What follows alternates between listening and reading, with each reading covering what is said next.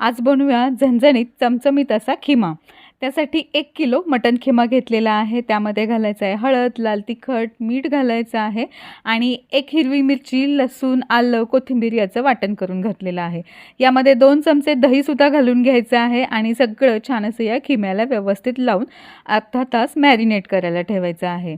अर्धा तासानंतर कढईमध्ये खडे मसाले घालून घ्यायचे आहे। त्यामध्ये 4 मोठ्या आकाराचे कांदे बारीक चिरून घालायचे आहे।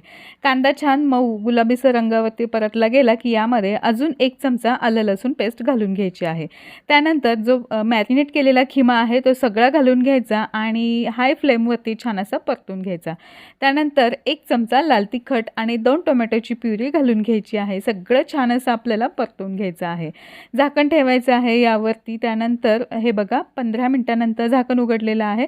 छान असा खिमा हे बघा शिजला गेलेला आहे। यामध्ये आपल्याला घालायचं आहे 1 किसलेला बटाटा आणि थोडंसं पाणी घालून घ्यायचं आहे आणि अजून आपल्याला 10 मिनिट हा खिमा शिजवून घ्यायचा आहे।